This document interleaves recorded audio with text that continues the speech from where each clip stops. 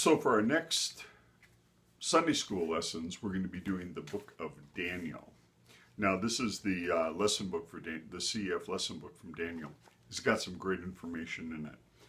So if we have two teams of people, 4 teachers and 2 classes, how many ever teachers we have, it would be a good idea for everyone to become fairly familiar with some of the material here. Each of the lessons has great stuff in it, craft ideas and lesson ideas and song ideas, some real helps here. These are not only the memory verse tokens on this side, but also here are some games and things that they have for the kids. It's just all good material, and you'll probably come up with some things of your own. And I'm going to be talking about that briefly, looking over all 6 chapters of Daniel. Now, we have great visuals here for the memory verses. Let's see if I have these in the right order. Chapter 1, chapter 2, and so on and so forth. So these things are going to be really handy. And again, we have 2 sets of these. Sue has one and I have another. And obviously these are all available to anyone who's teaching. Now, in the book of Daniel,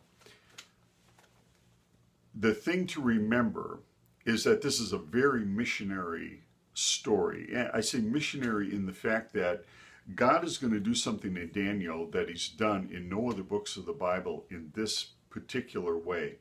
And that he is going to be giving testimony to the entire world, that ancient world, about who he really is. And he's going to be doing it through Nebuchadnezzar. Now, the only places in the Bible we've seen something where something that God did became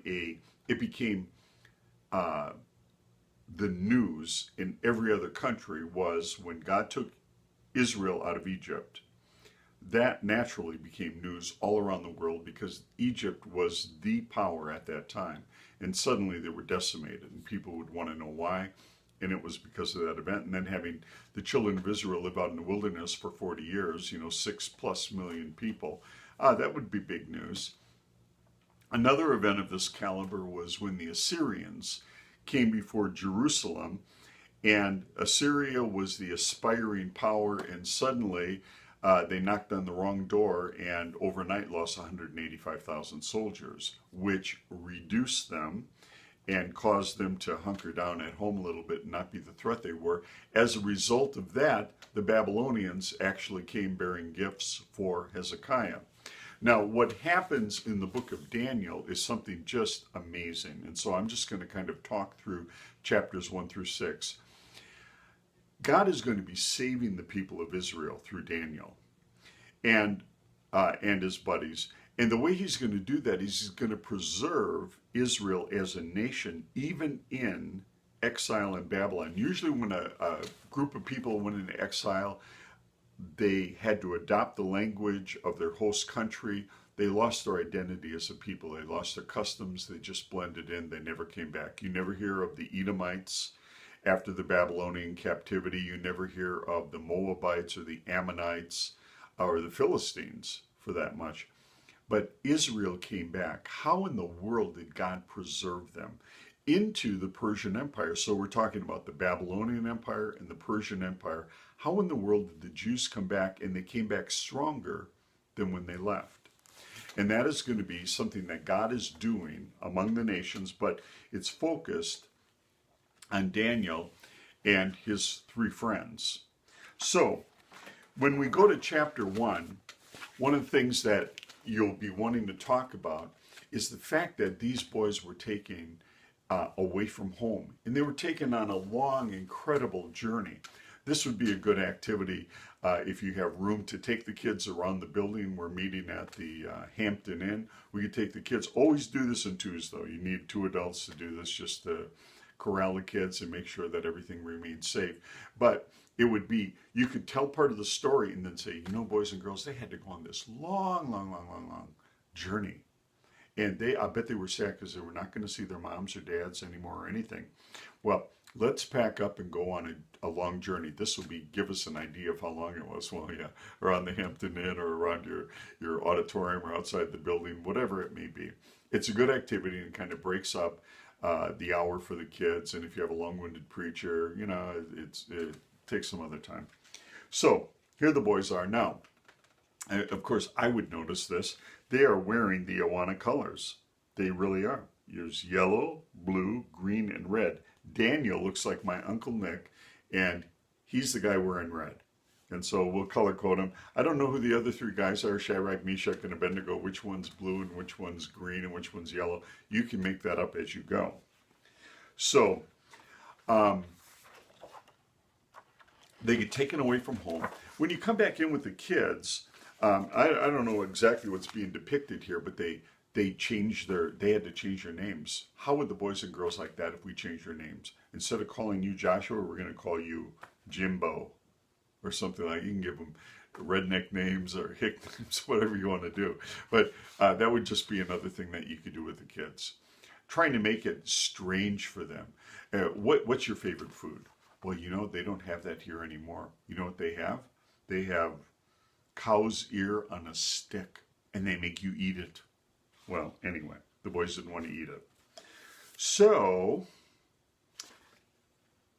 they're setting all this food there. You might want to mention that the food was offered to other gods. And so what they were really making the boys do was worship other gods. And you could say, boys and girls, sometimes it seems like there are some things that, people want us to look at pictures on their iPhones or things like that. These boys wanted to keep their hearts pure before God. All right, so there's a lot of applications you can make here. But they were polite. I'm always amazed at this. Daniel, the boys could have defected. They could have gone into the back to their quarters and tied sheets together and climbed down the wall at night and run away. But Daniel, very respectful. Why is he respectful? Because he knew that God was with him. God wasn't back in Jerusalem. God actually came with them. Good thing to remember. Some of our songs like Jesus is caring for you and other songs emphasize Jesus is with you whatever you do. The boys knew this. That's why Daniel could be so strong and courageous and whatever the Bible verse is for this lesson. So he says, why don't you test us? And of course these boys are praying. You can bet they were praying. And after, let's see, after 10 days, whatever it was here, is this 5? Yeah. These boys look how healthy they look. Rosy cheeks, no warts, and all this kind of stuff. And God honored them. When you choose to honor God, God will honor you right back. When you choose to obey, that's honoring God. And so on and so forth. Good lessons here. And when the boys were presented before Nebuchadnezzar, now these are teenage boys, by the way. They're not like 20s or whatever. When the boys were presented to Nebuchadnezzar, they didn't find any of them who were better than Daniel, Shadrach, Meshach, and Abednego. Now, at this point, we don't know a whole lot in the story of Daniel. We don't know if Daniel was, and the guys went there as missionaries or anything. And you might even start this lesson by saying, boys and girls, I'm going to be telling you a story about Daniel in the lion's den. No, I'm going to tell you another story about Daniel way before that. And so every story as you go through chapter 2, boys and girls, today I'm going to tell you a story about Daniel in the lion's den.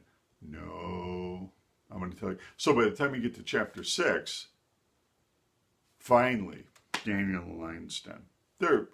Bring whatever into the story, whatever is kind of relevant and is kind of funny, and it kind of links all 6 of the stories together. One of the things that links all these stories together is that news is going to go out. Today, the news is just in the palace. Hey, these 4 Jewish boys, they're pretty smart. Tomorrow, it'll be all over the city. Or next week, it'll be all over the city. The week after that, it'll be all over the empire.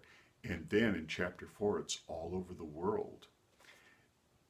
A message is going out. It's very missionary in the fact that in every chapter, the message about Yahweh goes out further and further and further into the world. And so It's interesting. And the story about how God is protecting his people. Do you know that there were three deportations?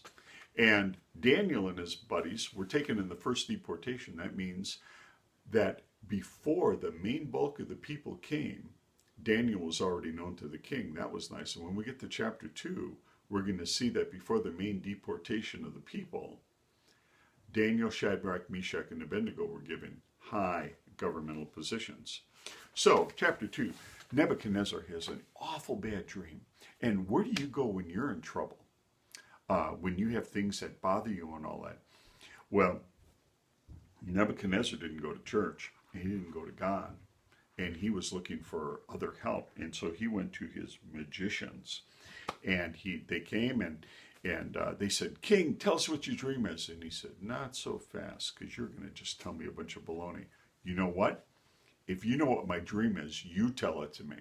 Well, as a result of that, Daniel, the king orders all of the wise men to be destroyed. Well, Daniel and his buddies have just graduated from 3 years.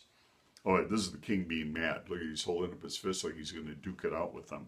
And he said, if you can't tell me my dream and I can't depend on you guys, I don't need you anymore. I'm going to get rid of you. So the order goes out, round up all the wise men, but they come to Daniel. And of course, Daniel is he just doesn't get shook up by it. I'm sure he was afraid, but he knew that God was with them. And so he says, give us some time and I will find the king an answer. So they pray like troopers. And in the night, God reveals to Daniel what that dream was. And so Daniel goes to King Nebuchadnezzar and he tells him what the dream is. Now, what I would say is not to get hung up on the dream and the statue, because for the kids, that's going to be a lot of detail. What you can do is summarize it and say that God was in control of all the nations. And at the end of all the earthly kings, a king was coming who would reign forever. And we know who that king is. That's Jesus. And so Daniel tells the king his dream. And what does the king do? Now, you can't see this here because they don't go far enough. But this is very interesting. This is the part to emphasize. The king worships God. He worships Yahweh. Because the king was so disturbed by that dream, when he heard Daniel tell him the good news that God knows about all things, he actually worshiped God. And boys and girls, this is why we tell our friends and mom and dad and any adults listening, this is why we tell our friends too, because Daniel was a witness. And as a result of this, Nebuchadnezzar, a pagan king, actually worships God. Go figure, right? So the story has a happy ending in that Nebuchadnezzar knew that he couldn't depend on his own people, so now he's depending on Daniel, because Daniel knows about God and can tell Nebuchadnezzar God's words. And then Daniel says, what about my 3 friends, Shadrach, Meshach, and Abednego? And King Nebuchadnezzar says, well, you're going to be my personal advisor, and Shadrach, Meshach, and Abednego can be the head of the province of Babylon. God honored them because they trusted God and followed him. They could have run. They could have made ropes out of their sheets and run away in the night, but they didn't. They trusted that God was with them, and he never let them go.